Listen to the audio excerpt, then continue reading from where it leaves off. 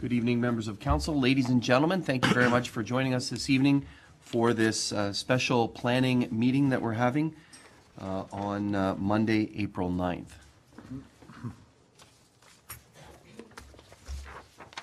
I see that we have quorum and we're going to be starting the meeting with some motions and things first. So it has been moved by Councillor Durley that the agenda for the April 9th, 2018 Committee of the Whole, which is a public meeting under the Planning Act, be adopted as circulated. All those in favor?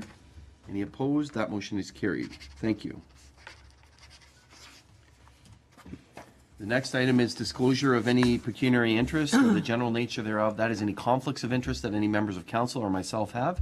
Do any members of council have any conflicts of interest? Not here. None, Mr. Mayor. Councillor Kersey? Thank you, Mr. Mayor. I will declare a conflict with reference to all of item 5. My wife owns the company that is the proponent on that particular application. Okay, thank you very much. Can that be so noted? And I think you'll be leaving the room during that conversation. Okay, thank you very much. Any other conflicts? I guess there are none, so and can that be so noted? So we're here to deal with two planning issues this evening and hear from the public as part of a public meeting. The first is dealing with the Town of Pelham application for official plan amendment and zoning bylaw amendment. These are file numbers OPAM0218 and AM0118. An official plan amendment to allow for the redesignation of a portion of the land to urban living area built boundary to permit future residential use of the lands and to establish policies for good urban design. A zoning bylaw amendment to rezone a portion of the property to the site-specific residential 2 and residential multiple 1, RM1, to permit single detached dwelling and townhouse dwelling use. Please come in. We're just starting the meeting. I'm just reading the public notice. We'd ask you to sign the notice here if you want to receive information following the meeting and we know who's here. Ladies and gentlemen and council, the Planning Act requires under Section 22 and Section 34 the council must hold at least one public meeting for the purpose of informing the public in respect of proposed amendments to the official plan and zoning bylaw.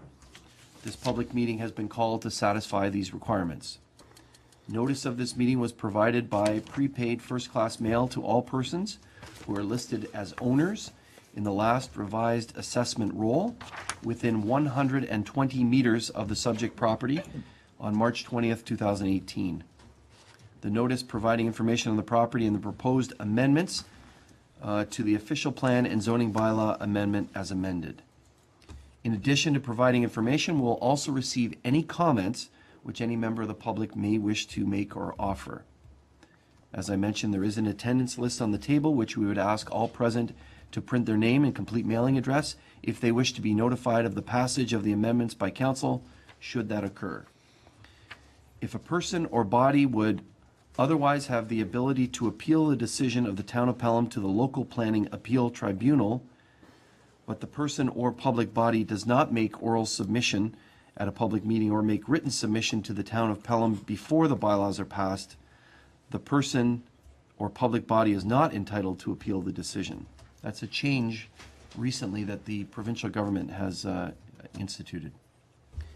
In closing, we stress at this point no decision has been made on the proposed official plan and zoning bylaw amendments, and therefore any comments received will be taken into account by council in their consideration. So we'll start with a presentation by town staff. There is an information report which was available on the town's website. And I know at least one member of the public has a copy of that with them.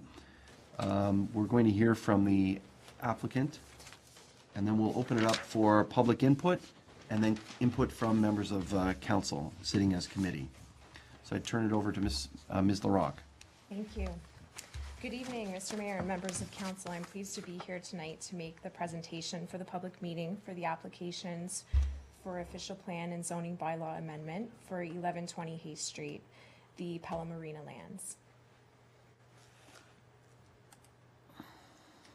The property is located on the west side of Hay Street, and it's outlined on the aerial image here in red.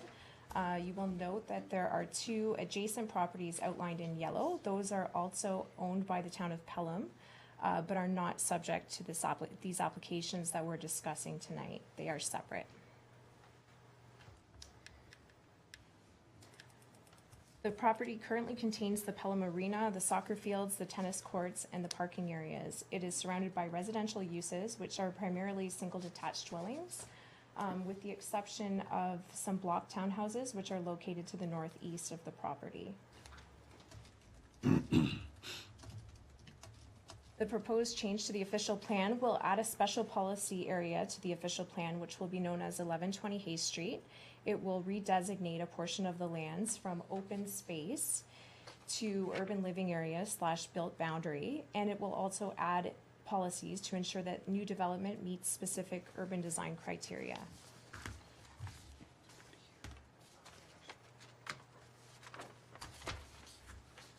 The proposed zoning change will rezone a portion of the property from the public zone to site-specific residential 2 and residential multiple 1 zones, which will permit future use of the property for single detached and townhouse dwellings.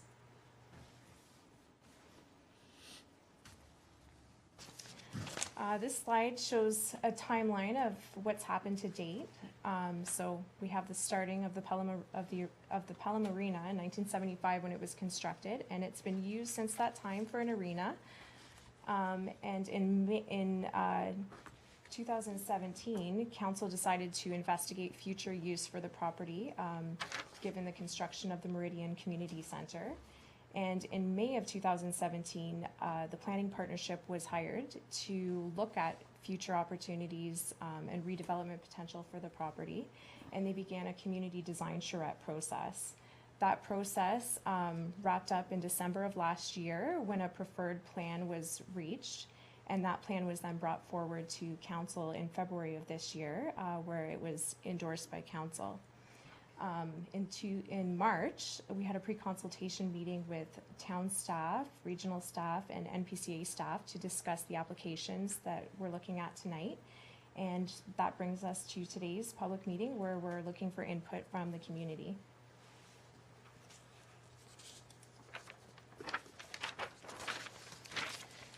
The proposed changes to the official plan and zoning bylaw would ensure that future use of the property occurs as shown on the preferred plan that was arrived at through the consultation that happened during the community design charrette process. And that consultation took place with the public, with town staff, with agencies, and also with council.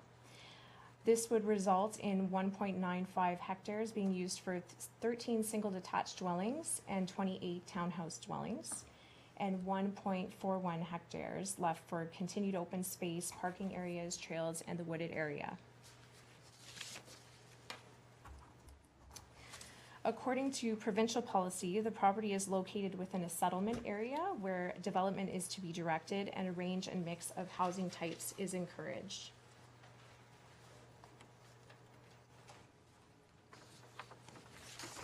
And the property is designated built-up area and is located within the urban area boundary in the Niagara Region's official plan. Urban areas are the focus of long-term growth and development and are encouraged to provide a variety of housing types. The property is designated open space and is located within the urban settlement area of Font Hill in the town's official plan. And permitted uses within the open space designation are recreation type uses. The property is currently zoned public in the town's zoning bylaw. The public zone permits uses such as parks, auditoriums, arenas, and fire halls. And the proposed zoning change would keep a portion of the property for such uses and change the remainder to site-specific residential 2 and residential multiple 1 zones, which would permit single detached dwellings and townhouses. This chart shows the existing residential 2 zone and residential multiple 1 zoning provisions and the proposed site-specific changes. I know it's very busy, but these changes have resulted from the recommendations that were made by the planning partnership. And of note, there would be a minimum lot depth of 32 meters required.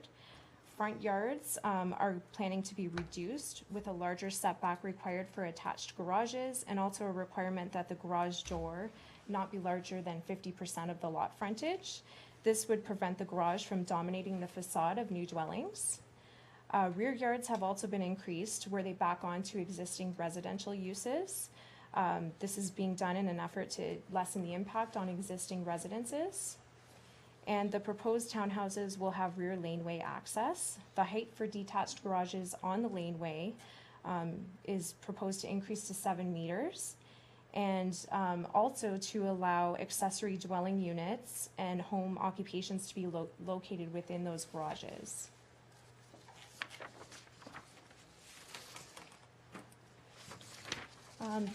This slide depicts the comments that we've received to date from the Niagara Peninsula Conservation Authority. They've indicated that they have no objections. They've recommended that all new development be located 5 meters from the edge of a small watercourse that exists on the site, and that additional plantings take place within this setback. They've also advised that future work within 15 meters of the watercourse will require permits. And one written comment was received from members of the public. It was from Jody and Winston Craw, and they indicated that they object to changing the designation of the land for residential use. They feel that the building and the land should be retained for public use, and that further opportunities could be explored, such as using the property for farmers markets, parking for overflow when there are special events, and cultural activities.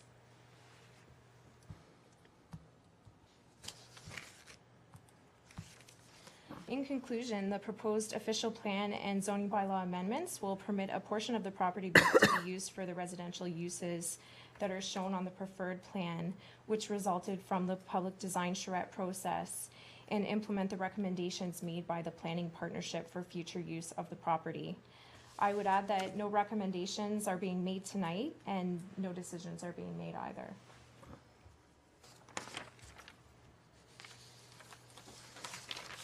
And thank you for your attention. If there are any follow-up questions after tonight's meeting, you can feel free to contact me. My information and contact information is available there. Thank you very much, Ms. LaRocque, for your presentation. Any questions from council at this point? Not input, but just questions on the presentation? Mr. Mayor. Okay, so there is none. Thank you very much for the presentation. We will now open the floor to input from the public. As I stated earlier, we hope that all present can sign the sign-in form so you can be informed of the process as it moves along. I would ask that, as I also mentioned, and some of you came in after, this meeting is being taped and will be put on the town's website and then the YouTube channel. So we would ask those that would like to give some input to come to the lectern where Ms. LaRocque was, and come up and tell us your name and your address so that we can include it in the minutes and have it recorded, and then give council your feedback.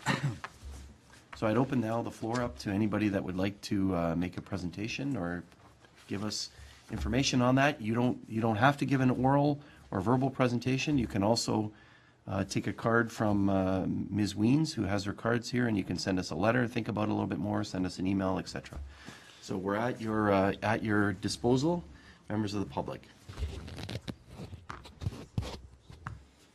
Would you mind coming up to the podium and giving us your name and address, please? Morgan, 15 Meadowvale. My question is, where's the visitor parking and what is the minimum for visitor parking with that amount of density? Okay, so the question from Ms. Morgan is about parking for visitors at the townhouses. Ms. Weens or Ms. LaRocque, can you assist Ms. Morgan? Thank you, Mr. Mayor, through you. Certainly the townhouses will receive... Forgive me, can we go back to the plan, please, Sure. Ms. LaRocque? The townhouses will meet the zoning bylaw requirements with respect to the number of parking spaces. There is the ability to have on-street parking as well. With the use of the rear laneway. You are able to provide on-street parking on one side of the street along its entire length. It's not bisected by driveways, so there's quite an opportunity to provide on-street parking. In addition, there are 2 parking lots that are proposed. Each of those have about 18 parking spaces in them. Those will be public parking spaces, which would be available for the members of public. So if there isn't available on-street parking, that's also another area where the public could park. Those parking lots are also proposed for use by the Paddle Tennis Club and any other visitors that might be coming by car to utilize the park. Okay, thank you very much. Any other members of the public that would like to? Ms. Morgan, I would ask you to please come up here so that, Just to have clarification on that, my understanding is there's supposed to be designated visitor parking, a minimum for townhouses. That's, and I'm Oh, I not see. quite So getting that's that. the basis of your question? Because I don't think that parking on the street or parking in laneways which may be occupied by people who live there fills that okay. need. We'll get an answer from our planning director. Thank you, Ms. Mr. Mayor. The zoning bylaw requires that there be 2 parking spaces available for a townhouse unit. So those will be available for the townhouse units. They each will have 2 parking spaces. And beyond that, the public is able to park on the street as well. Okay, thank you. Perhaps that can be, information can be included in the report when it comes to council for our consideration. Certainly. The zoning bylaw itself does not specify parking requirements for visitors in a townhouse developments, particularly street townhouses. They generally don't provide for that. Okay, great. Thank you very much. Any other members of the public? Would you mind please coming forward as well? Thank you. If you wouldn't mind giving us your name and your address. Helen Bates, 160 Welland Road. Please. Yes, I'm asking about the walkway, Okay. and can you tell me why it is going on my side and then cutting through the swamp to the other side instead of going along the other side of the... Okay. So you live right next to the walkway area, is that Right. correct? Okay. Ms. Weens, if you don't mind? What was your reason for that? When there's a road right there to walk back to the arena, which they have been using. Yeah. Again, Mr. Mayor, through you, the proposal is to provide a walkway connection. The Steve Bauer Trail does come out at Welland Road, and we're trying to create a connection as close as possible to the Steve Bauer Trail to encourage walkability and active transportation. In discussions with the Conservation Authority, they also wanted the walkway located as far as possible from the channel that's through there. And right at that point where the channel intersects with Welland Road, there's a large culvert. It is a little bit of a low-lying area, so the siting of the walkway is to minimize the impact on the channel and to get out of the low-lying area and provide the walkway as far out of from the channel and the wooded area. I see. So why is it not put on the other side? That's a natural drain there. So you were saying on the other side, closer west, is that what you're saying, Yes. Ms. Bates?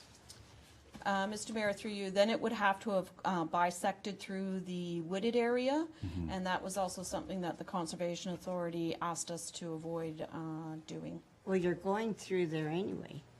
We're staying up on top of the edge of the wooded area. We are not going through the wooded area. So you're going to drain that? There's going to be draining put in there?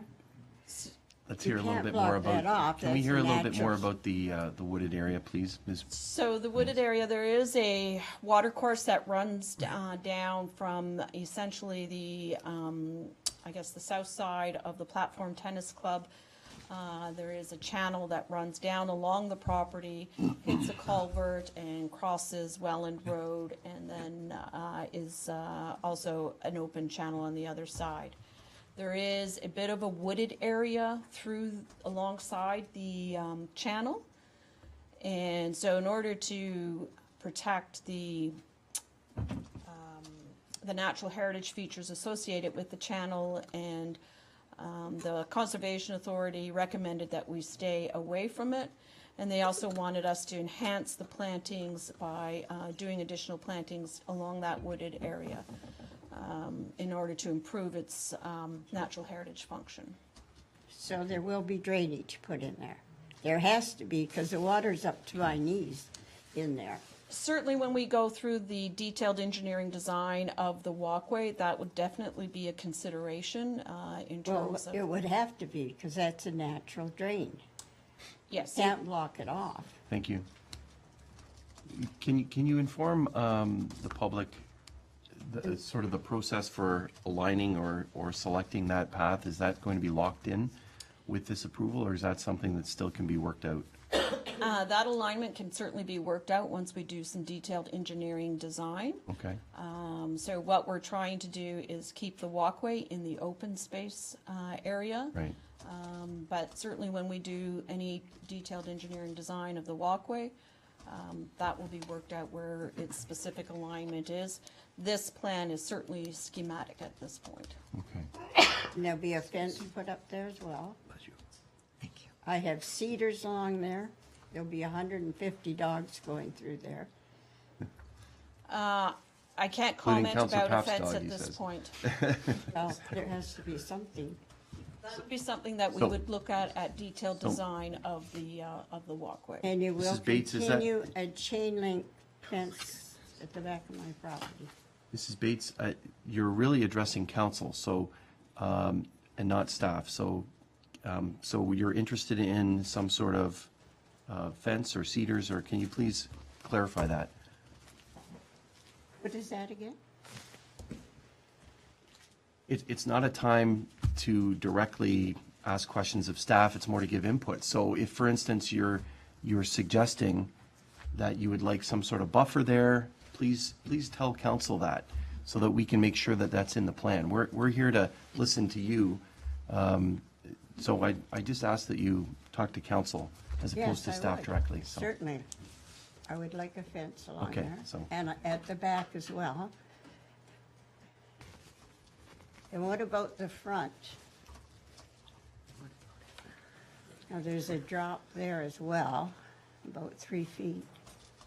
So are you talking about as it meets, this Going pathway would into- meet? yes. Would meet Welland Road? Into the, Okay, so it sounds like staff had indicated that that would have to be all worked out with some sort of engineering? for drainage as well. Yeah, correct. So you're concerned about that access point from Welland Road into the trail system? Is that what you're saying? Yes, Okay, great. exactly. So that's been noted, thank you. Is there anything else? No. You'll uh, hear from me later. Okay. Appreciate your feedback, and certainly it's, in terms of, and I think this council will certainly consider this is. Yeah, for sure. In terms of the area where the water's going, the water course, plus the trees, plus the connection. So sounds like it's a delicate balance, and we certainly appreciate your feedback, so thank you very much. Are there any others?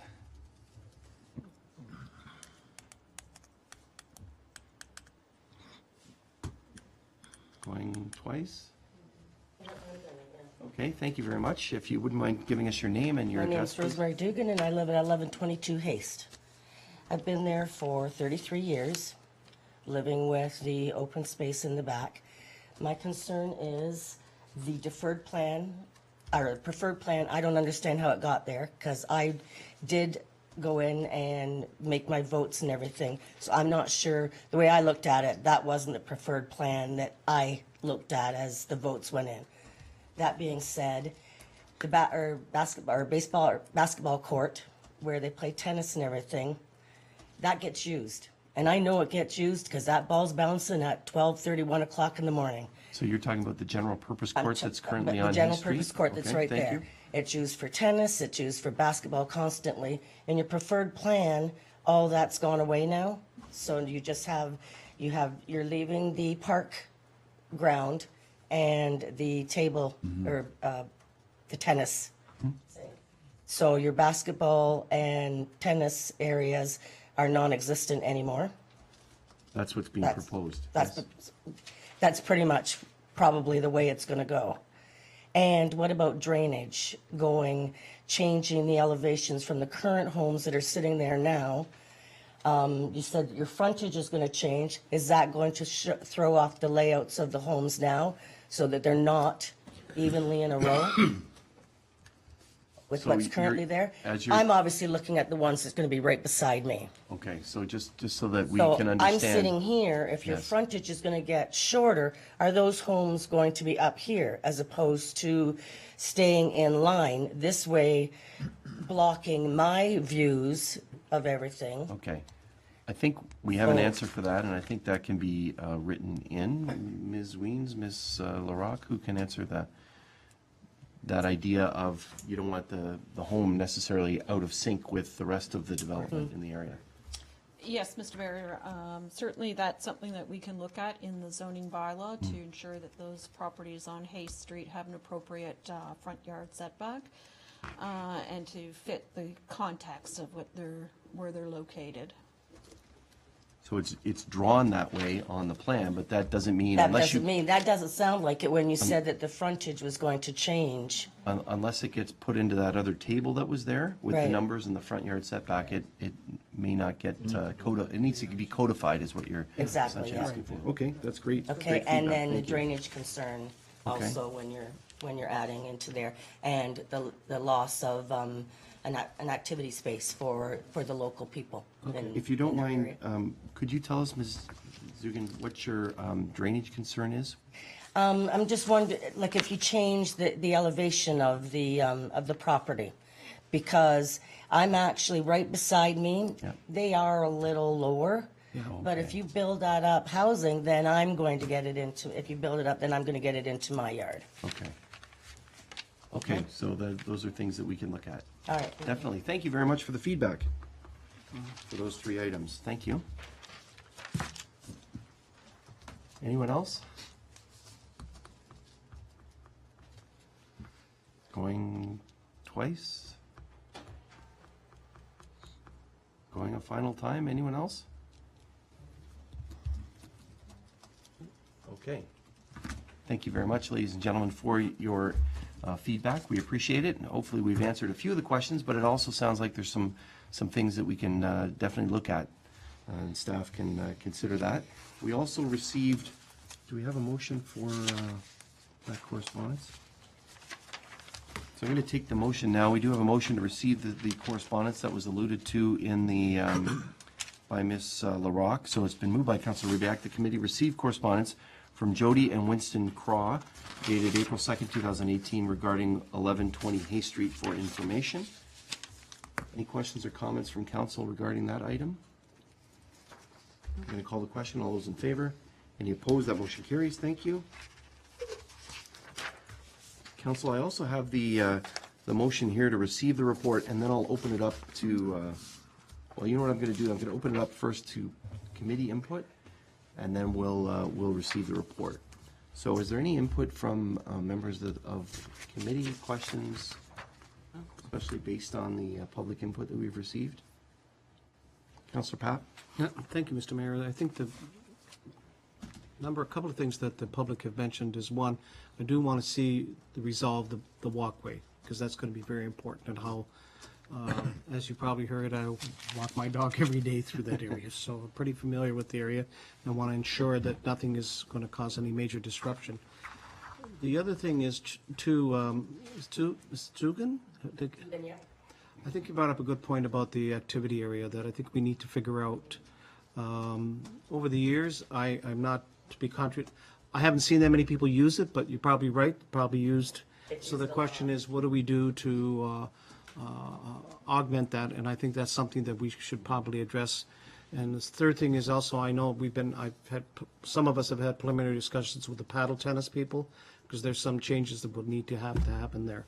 So I'm looking forward to the staff report, and as was mentioned, this is schematic and it's resilient, and I think we need more. If not tonight, give us as much information as you can so that we can address it properly. Thank you. Okay, thank you, Counselor. Any others? Counselor Durley. Thank you, Mr. Mayor. Order here, but Sorry, sir. I'm not sure of order. Yeah, here, but you're not in order, sir. I Sorry. understand that, but Mr. Papp made a point that he's been in discussions with the paddle court and some changes can be made from there. I'm a member of the executive and I haven't had any discourse with you at Okay. this point in time or Right, anybody Counselor else. Papp, are you comfortable responding to that? Sure, I can respond to Okay, so the that. question was, just again for the video, there's a question because Counselor Papp Yeah. said something about the paddle tennis. We have a member of the executive here in the audience that's asking a question and asking Counselor Papp to clarify. Counselor Papp. Thank you. I had a discussion, not particularly with yourself, I'm not aware of your status, but an identifiable person that, of a legal profession, and we were just discussing, he's a member of your club, and we were just discussing what the future of the paddle tennis club would be. So it was all positive. It was not Right. anything to do, it was not meant, I apologize if you think, it was meant to figure out how we rejuvenate or what we do with the area. Fair enough, my apologies. No, that's fine. It's Thank you for my asking fault. for It's the my clarity. fault. My fault. I'll take responsibility. But just so you know, I talked to someone that you're very familiar with, and we were discussing what the potential was. Fair enough. Okay? Okay, Thank great. you. Thank you very much, Counselor. And just to build on that, I think the plan that was developed and members of the paddle tennis club were involved in the planning, and we appreciate that. Yep.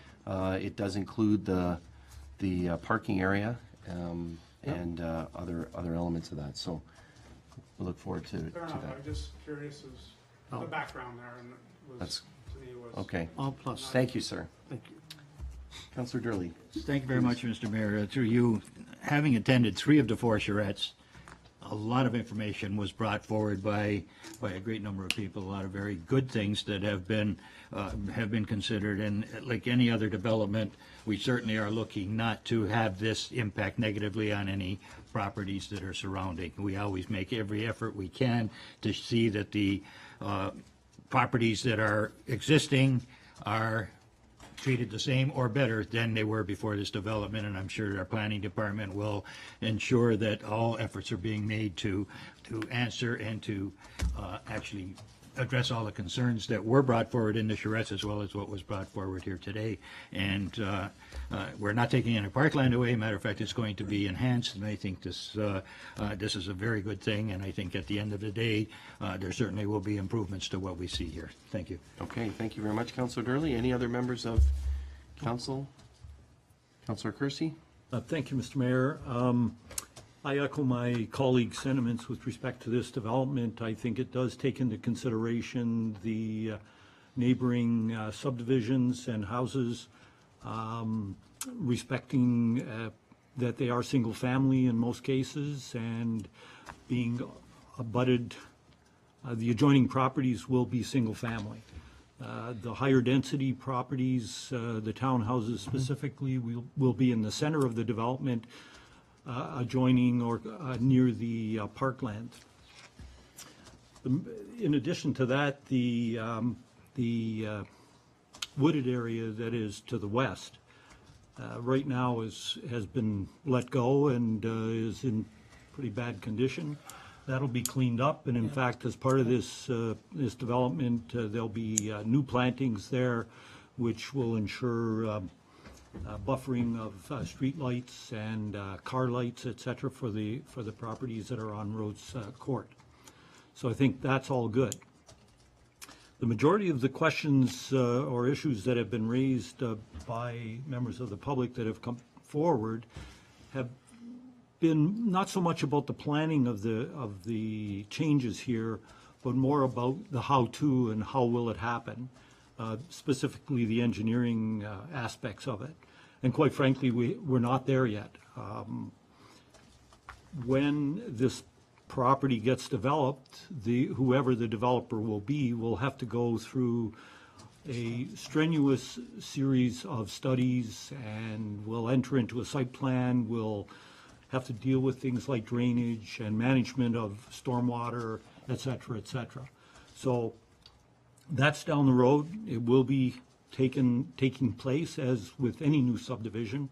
And our staff will ensure that all of the adjoining properties will be well protected and well looked after in their considerations. With respect to what the issue Ms. Dugan raised with respect to the loss of the multi-use court, if you look at that particular drawing, there's a light rectangle there. And that area has been earmarked for either a multi-use court or a splash pad or something along that line down the road to replace that amenity space that you mentioned, Ms. Dugan. So that is on the radar. It is something that we look to down the road. And I think that will enhance the park and will satisfy the needs of those people that use the court at the present time. So, thank you, Mr. Mayor. Those are my comments. Thank you very much, Councillor. Any other councillors? Thank you. I have a question for planning staff. Ms. Dugan raises a very interesting point, and I would encourage us to look at the idea of the front yard setback along those properties on Haste. I also note in the drawing that I think what's here is the garages are front-facing as opposed to the house is front-facing. I don't know if that's something that we can direct through the zoning or not, or through the design guidelines. I know that some developments, for instance, especially when they're coming into more established neighborhoods, you want to match that neighborhood. So I would just ask staff to take a look at the surrounding homes. I know the one to the south, for instance, has a garage, but it's back from the dwelling. The other garages aren't prominent, and so it would be almost out of character to have a front-facing garage, which is sort of the way things are designed lately. So I would just ask, I don't know if there's some sort of zoning consideration or part of the design guidelines that can be considered on that, so that it would be a seamless integration as much as possible with the existing development, as Ms. Dugan suggested. And it sounds like the trail connection is something that definitely needs to be addressed and worked out to make sure that works for all parties, especially the adjacent neighbor, Ms. Bates. So that's my element of committee input. Anything else from members of council? There being none, we do have a motion to receive the report. So it's been moved by Councillor King that the committee receive the Department of Community Planning and Development report for information as it pertains to file number OPAM 0218 and AM 0118 regarding 1120 Hay Street. And the committee recommend that council direct planning staff to prepare a recommendation report on these applications for consideration. Obviously that's based on the public input that we've received this evening. I do want to reiterate that there are cards available, and there were connections, emails that were part of the presentation. So we are obviously going to be taking any feedback. Someone suggested that you'll hear from me further. Well, we do want to hear from you, so please send along your letters or emails. The presentation was online as part of the documents, and also this report is online as well. So you can please check that out with today's date in the calendar, and you can just follow the links and it's there. I will call the question to council for this report and receiving it. All those in favor? Any opposed? That motion is carried. Thank you.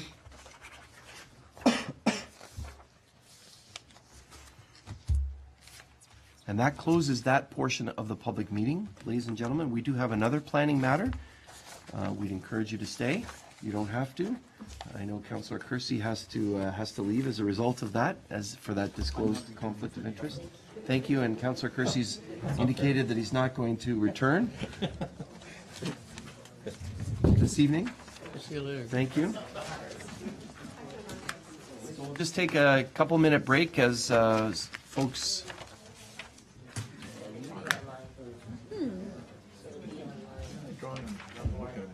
Thank you, sure, we're driveway somewhere. Sorry. Shannon? Where's the rear, This is a rear lane, oh, that's a rear lane. serving these, and Where's the front of those then? the front of them is gonna face the park, Can I give it to you? and these front So are the, facing. so the building entrances aren't on the street at all, Ladies and gentlemen, we'll just take a couple-minute break here. it's on the park. Yeah. And this is a lane, it's not a street. This would be a rear lane. It would be a public, How do we distinguish it from a street? Is this a street? this would be a street.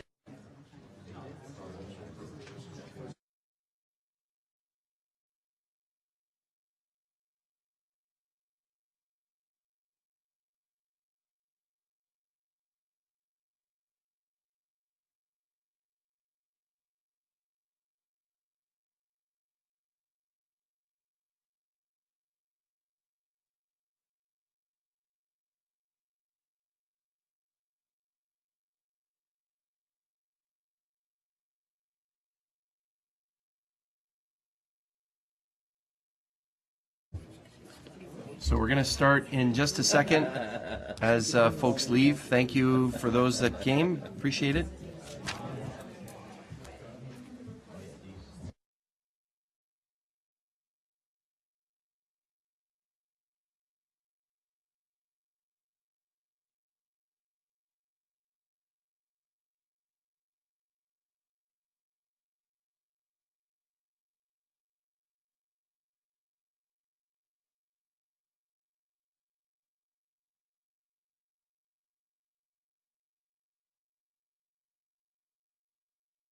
I did.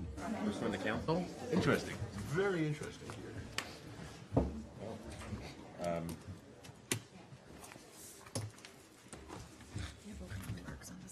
That's a good question. Okay, thank you very much, ladies and gentlemen. We appreciate your patience as we transition between the two public meetings.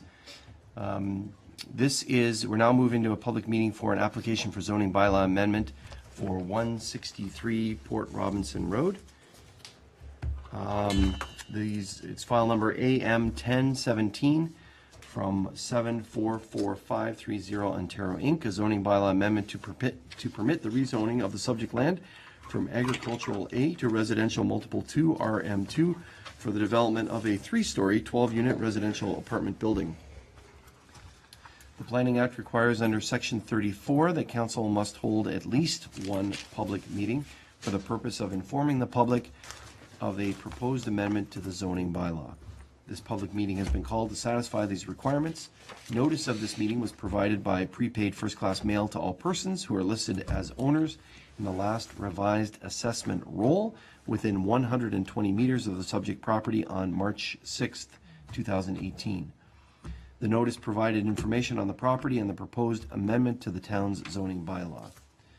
In addition to planning staff providing information on the application, and Mr. Thompson's ready to do that, we'll also receive any comments which any member of the public may wish to offer.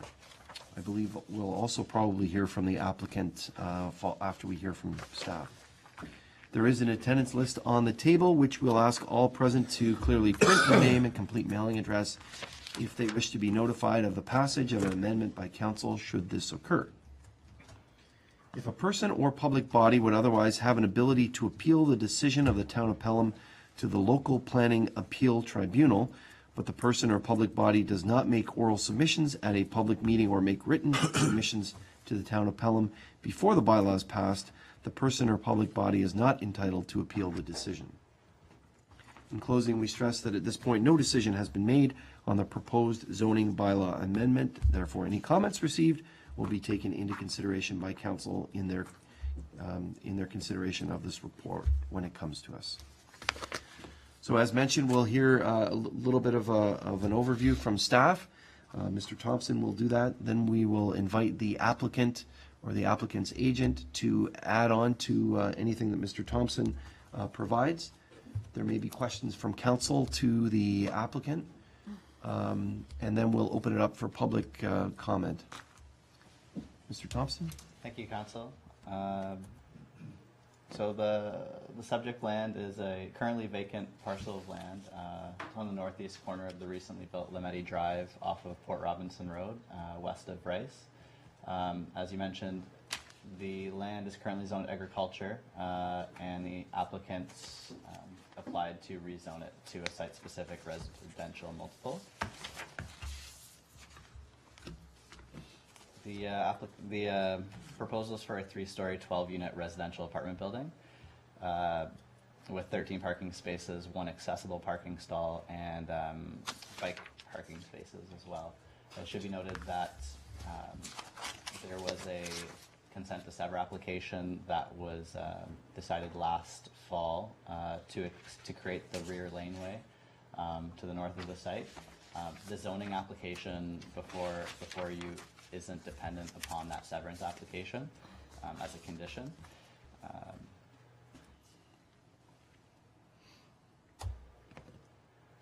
Here we have the proposed elevations. The building's sited close to the road with an active front facade, and vehicle access from the rear with some of the parking spaces under a cantilevered portion of the building. In terms of planning policy, the provincial policy statement would have this considered to be in a settlement area. Therefore, the Greenbelt plan is not in effect. It is bound by the policies of the growth plan for the Great and Golden Horseshoe, which complements the Greenbelt plan, identifying it as also being within a settlement area boundary. At a more local level, the Regional Municipality of Niagara's official plan has this designated as built-up area within the urban area boundary. Despite it being vacant, it did have a building on it in quite some time ago. The town's official plan has it designated as part of the East Fawn Hill Secondary Plan. More specifically, in the demonstration plan and the land use schedule of the East Fawn Hill plan, it's been designated EF medium density residential, which permits a host of uses, notably townhouses, small scale apartment buildings, live work units, places of worship, retail and service commercial as well.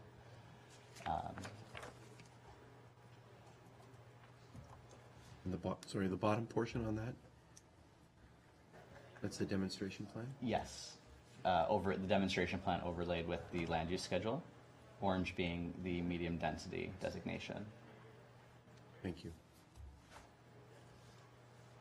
The town zoning bylaw currently has it zoned agriculture as part of the 1987 bylaw, which only permits 1 single detached house among agricultural uses.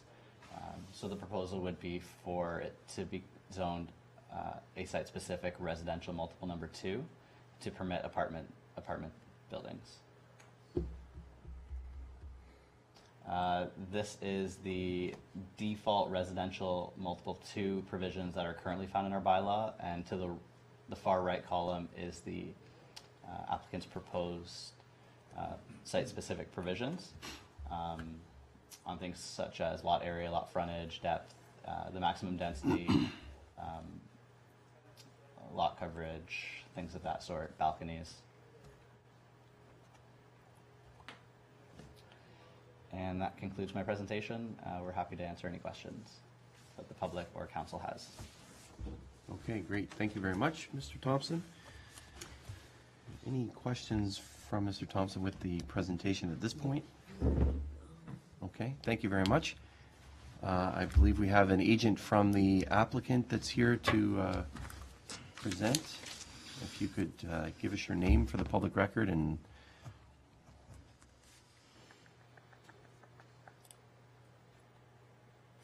maybe you have that in your presentation. I do. Thank you, Council. Good evening. My name is William Heikup. I'm a planner with Upper Canada Consultants representing the owner.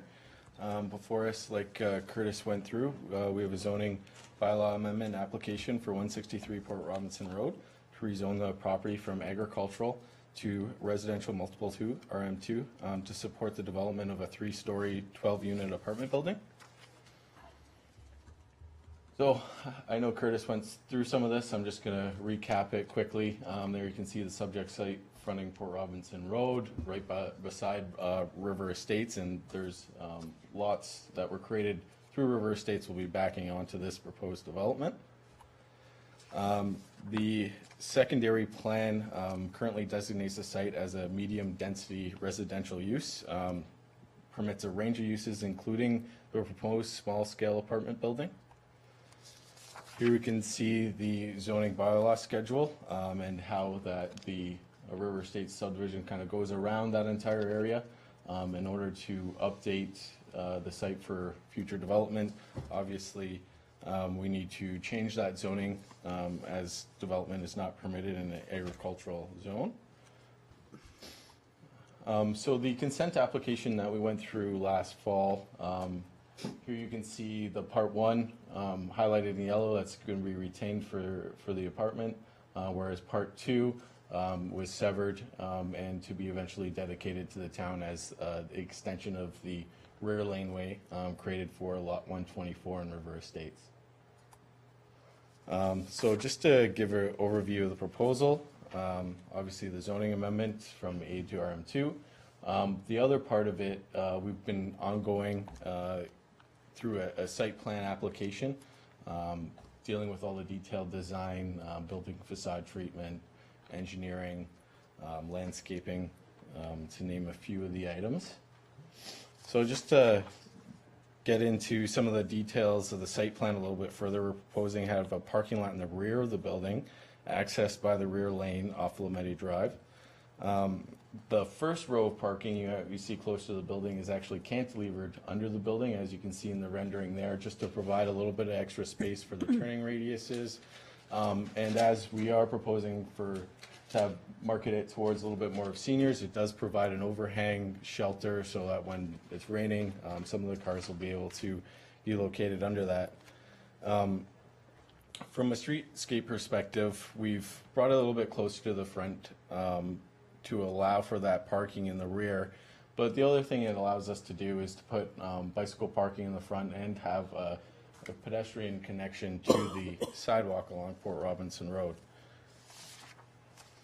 Just to get into some of the policy overview, so provincial and regional perspective, it's development within the urban boundary, making use of the existing infrastructure. In terms of the official plan and East Font Hill secondary plan, it conforms to that medium density designation and extends their rear lane. Now, in terms of the downtown master plan, urban design guidelines, getting into some of the details, it's more of a pedestrian scale development with a streetscape oriented towards Port Robinson Road, using high quality building materials, stucco and brick. Also included are some landscaping around the perimeter of the building, along with some privacy fences along the east property line. So Curtis showed you the chart of the different site-specific changes, but I just want to emphasize, the bylaw is from 1987. The secondary plan policies came in after the fact and kind of changed the way that we approach zoning now. So these changes are really implementing the vision established in the secondary plan. Some of these things include lot area, lot coverage, front yard setback, side yard setback, landscaped area, and parking spaces. So in terms of implementing the vision, to date we've completed a geotechnical report, archaeological, stormwater management and servicing report, as well as having submitted the site plan application with all those detailed engineering landscape plans. We are still working through the finalization of those details. There's still a couple things to work out, but we feel that we've gotten the project to a point where we're ready to move forward with the approvals. Other things to finish is utility design and the final architectural drawings, and then certifying the consent application and in fact conveying that land to the municipality. So just to tell you that result is of roughly 17,000 square feet of residential space to accommodate 12 apartment dwellings. So roughly about 1,200 square feet per unit.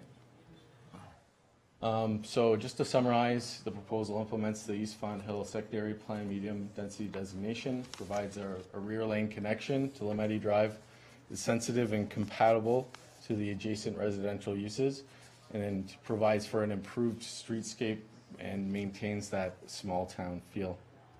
If you have any questions, I'm happy to help answer them. Thank you very much, Mr. Heikoop. Members of committee have any questions for Mr. Heikoop? Councilor Powell. Very quickly, the applicant's target audience is whom?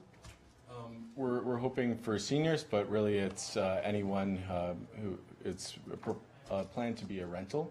So obviously the market will dictate a certain amount, but that's our hope. So you answered that question, it's market rent. So whatever capacity is to be able to afford it. Yes. Thank you, that's all. Okay, thank you. Councilor Lane. Yes, through you, Mr. Mayor. At 1,200 square feet, are these considered to be like two-bedroom units? Yeah, 1 bedroom plus den or smaller second bedroom, typically studio office, that kind of thing is the general idea. And if I may, one Go more. ahead. Yeah. And my concern, I guess, with 12 units and 13 parking spots, again, parking is always an issue. Is there any allowance for visitor parking any place within the realm of this thing other than just on-street parking? And I'm not sure there's on-street parking in that area. Okay, let's hear. So we do have 1 extra spot with an accessible spot. There is on-street parking along Lemeti, but one of the things that we're planning to do is incorporating into the lease agreements that there's only 1 spot available, and perhaps setting up a schedule for the visitor parking to arrange for times when it would be available for different people. And then just getting into the location, the future East Font Hill commercial uses, the community center, the sidewalks that have been installed through River Estates, just promoting the walkability and active transportation throughout that secondary plan area. If I might, through you to the planner, is this the minimum requirement for parking spaces for a unit of this size? Or does that meet the Ms. requirement? Weens? Through you, I believe the parking spaces for an apartment dwelling is 1.5 spaces per unit in the zoning bylaw. So then this would indicate this is not enough parking at 1.5. Would require 18 Ms. Weens? parking spots. Yes, Mr. Mayor, through you, this would require a matter to be addressed in the zoning bylaw. That's correct. Thank you. Okay, thanks. Councilor King. Through you, Of course. Mr. Mayor. Also, with respect to parking, I just have a concern about that accessible parking spot in terms of whether that is designated to a resident or whether by town bylaw that has to be made available to the general public. So I think it's something that, if you don't have a response to that it's something that should be taken into consideration. Are you able to answer that? To a certain degree. If I may, through you, Mr. Mayor, at this time, we don't have plans to assign it to a specific residence. As it being more of a seniors type of building, we may anticipate more than 1 person needing the space. So that's one thing that we don't want to assign it specifically. Okay, thank you. Thank you. Anyone else with questions for Mr. Heikoop? Okay. Thank you, Mr. Heikoop, for your presentation. Thank you. We'll now move into the public portion where members of the public can make a presentation to council. As with the other meeting, we would ask certainly people to sign in. And if you choose to make an oral presentation at this time, we'd ask that you come to the podium and let us know your name and address so that we might record that in the minutes, and then we welcome you to give input to council. There's always the option as well of writing a letter or sending an email to planning staff. Is there anybody that would like to come forward to give any public feedback at this time? Would you mind coming forward, please, sir, and tell us your name and address? Jerry Newstig. Unfortunately, I don't live where the address is, but my friend Kevin Shelton Okay, is a good buddy of mine. okay. I got a question is, And he's adjacent to the he is property, the is that adjacent correct? property owner Okay. to this Okay. development? Thank you, Mr. Newstead. Go ahead. All right. That accessible road, is that guaranteed to go through? Or is it just stop there? And do people have to back out? Or is it going to be a circular drive within time? Okay, I don't know if Ms. Weens, are you able to answer that question regarding the rear laneway and the vision in the plan? Go ahead, please. So, yes, Mr. Mayor, through you, currently the lane will terminate at the eastern limit of these lands. Should any of the adjacent lands develop in the future, the vision is for that lane would be extended. And then it would have to, at some point, either connect back to Port Robinson Road. If that's not feasible, then we'd have to look at whether or not it could connect up through River Estates alongside the stormwater management pond, but it would be connected is how it's envisioned. So at this point, it is not definite that it's going to connect. At this point, it's a dead-end street. At this point, it is a dead-end street. It's at a short enough length that allows it to. Once it exceeds over 90 meters in length, then a second means of access needs to be determined. Okay, so if what we're saying is, if the neighbor proposes the identical to what is happening today, will he be denied? Sorry, I'm not sure I understand your question. Okay, like Putting the rear lane in, you mean? putting the rear lane in, it's only allowed to go so many feet. Oh, I see. Okay, And then if what happens if it passes the footage, okay, well, is that Mr. Shelton going to be responsible for a turnaround? I see.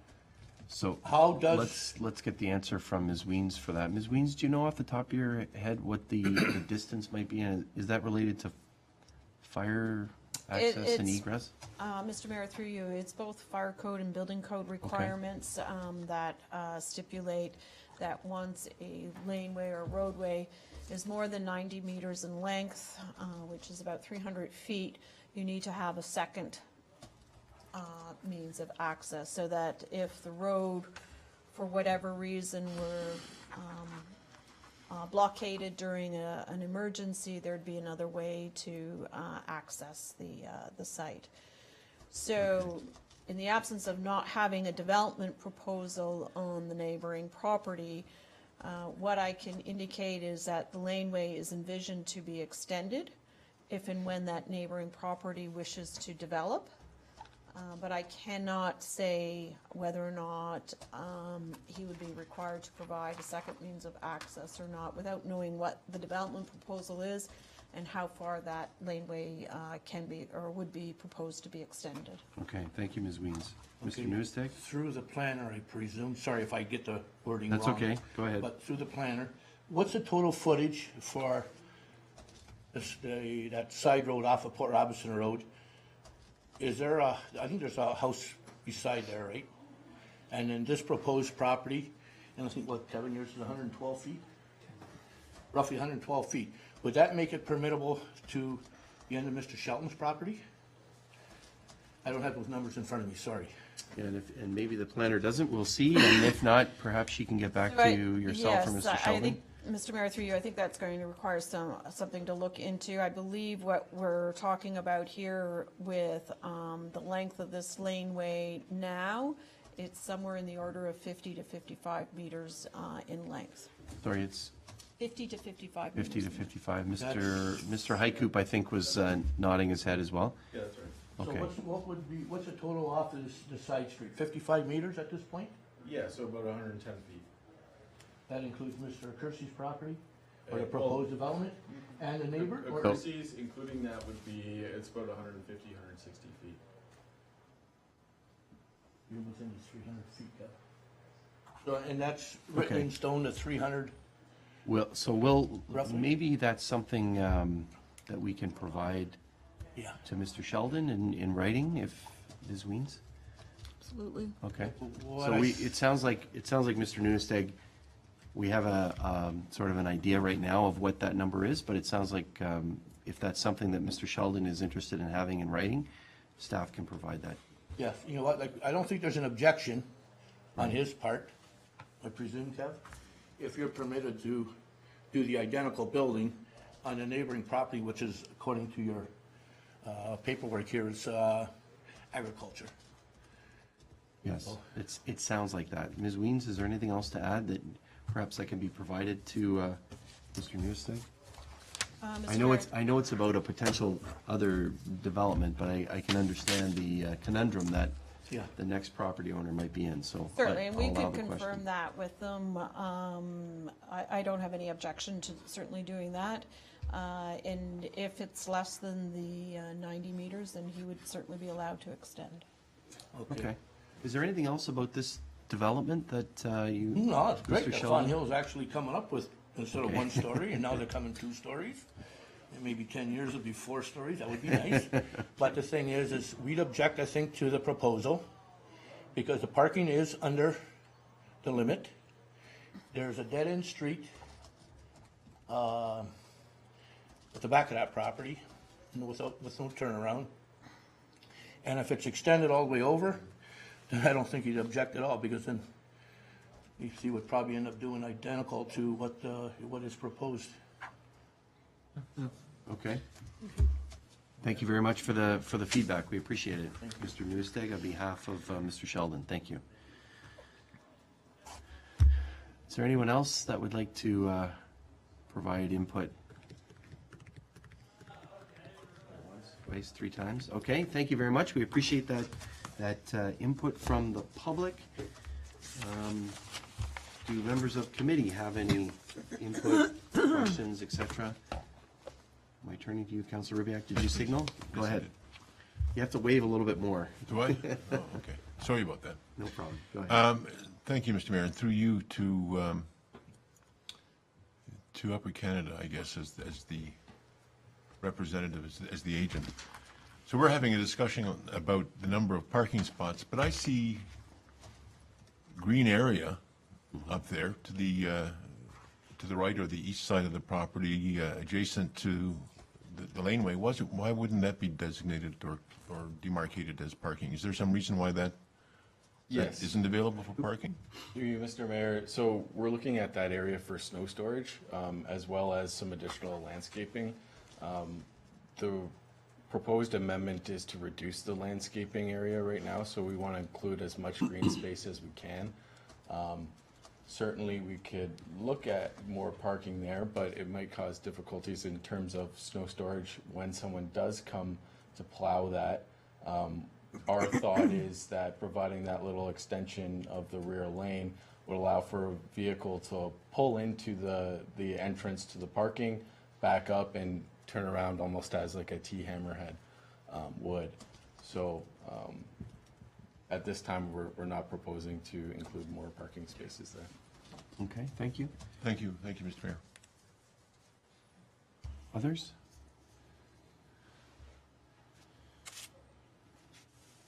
A question to staff on the proposed zoning regulations that are changed here. Are they looking to change or how does that get changed, the parking requirement? We heard through earlier questioning. Oh, there it is at the bottom. I didn't see it. So it is changed through the zoning. It's part of the rezoning. Can we just hear a little bit more about that, please? The parking requirements specifically?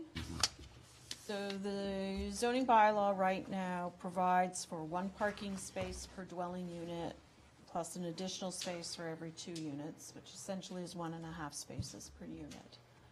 So a 12-unit parking, or a 12-unit apartment building would require 18 parking spaces. They're providing 13 plus the accessible parking space. We haven't counted the accessible parking space as a parking space in terms of the required parking amount. So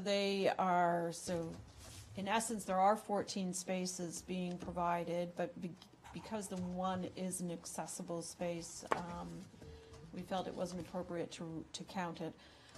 So the zoning bylaw amendment will have to address the reduction to the parking. And I Okay. believe it's down to, Yeah, it's 1.08 according to this. I didn't see it on the bottom of the page here. Okay, I appreciate that. Thank you very much. And just the comment about the idea of adding space and in that area, I think as Councillor Ribbiak indicated, it looks like it's a delicate balance on what the proponent's proposing in terms of the site itself. yes, Mr. Mayor, through you, it certainly is. It was something that our Public Works Department also commented on with regards to the need for some area for snow storage. Both the laneway would need to be plowed as well as the parking area. And the parking spaces are coming up very tight to the laneway edge. There isn't a lot of space for snow storage during the winter months, so you know, lots of months we don't have a lot of snow, but certainly there's a lot of winters we don't have a lot of snow, but some winters we do. And then there was also talk about providing perhaps some type of amenity out there in terms of an area where people could perhaps barbecue or something like that in terms of the residents as a piece of an amenity space. Okay, thank you. I note that the rear laneway that's proposed looks like 7.5 meters. How wide is that entranceway? That appears very wide. Looks like you can fit 2 or 3 cars in there. I can't read what the width is. Yes. 38.14 meters. No, 7.5. 7.5 as well? Sorry, that's what it says. Yeah, if I may, the laneway width is the same as the driveway entrance Okay. to the parking lot. Okay, but there's all these swooping corners. Okay, that's great, thank you. It's probably for garbage trucks or something. It's the high troop special. Fire truck? Okay. Okay, thank you. I think that's my, my feedback. Obviously, I'm pleased to hear, and I know that's a site plan condition, but that there would be some consideration for buffering between the proposed development and the existing development that's in the area, so pleased to hear that as well. Any other members of committee with any questions or input?